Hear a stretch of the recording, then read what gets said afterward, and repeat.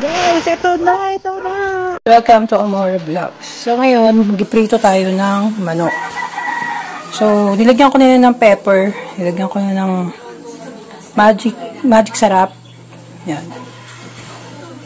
Tapos, lalagyan natin siya ng flour. Tumitilaok na manok on the side. So, yan. Kita nyo? Lagyan ko na ng harina yan, guys. I-deep fry natin yan mamaya. So, nagpapainit pa tayo ng mantika para sa pag-deep fry natin ng manok. Kita nyo? Kailangan mas maraming flour para okay siya. So, tabi na natin yung muna yung mga nalagyan na natin ng flour.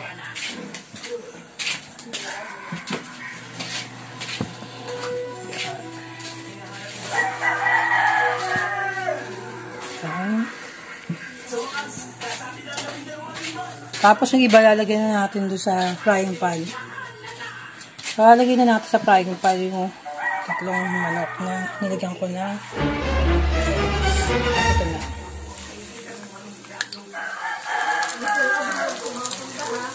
Una, malakas yung apoy.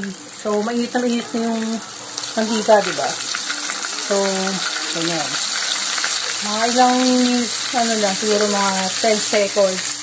Na yung low fire nila para maganda yung pagkaluto ng manok. Golden brown siya. Hindi siya sunog. Saka luto yung loob niya talaga. Yan. Nakikita nyo na. Hindi lang ha. Kain ko lang ang akin to.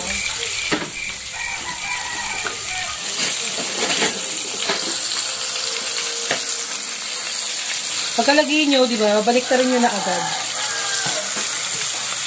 Para hindi siya, alalay lang ha. Baliktarin nyo ng baliktarin. Para hindi siya masunog.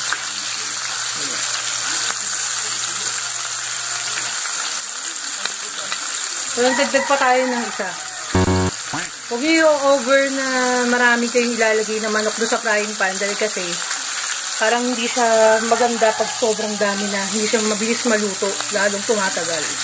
Dapat kung malaki yung frying pan, 4 na chicken lang, gano'n, yung pinaka-maximum na ilalagay nyo doon. So, yan. Hindi ako naglalagay ng ng egg doon sa pag-mix ko dahil kasi parang hindi ko siya gusto. Hindi ko gusto nilalagyan ng ng itlog eh. Pero minsan naglalagay ako ng may egg na mix tapos may gatas. Masarap din. Lalay lang tayo.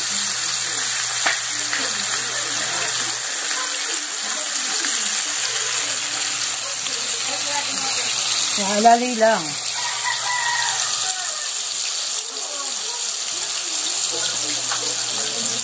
So, nag-iwanag na guys. Kasi nakapagbayad na ako ng so, biglang may ilaw na siya, di ba? Lalay lang ang pagluluto. Ayan, di ba? Ganda, di ba?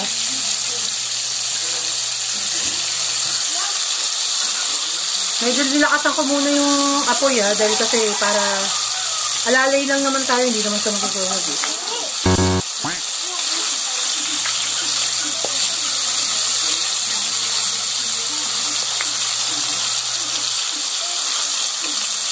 Kung napapansin nyo, baliktad ako ng baliktad ng chicken.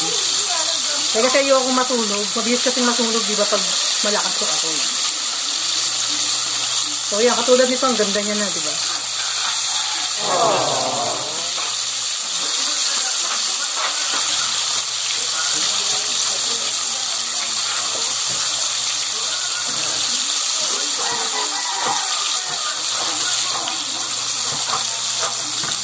Tapos ang aking vlog ha.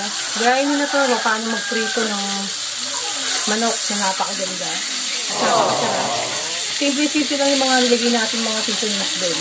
So, gayahin nyo na. So, maraming salamat ulit sa mga nanonood ng vlog ko lagi sa Amore Vlogs. Weeks later, many months later. So much later that the old narrator got tired of waiting and they had to hire a new one.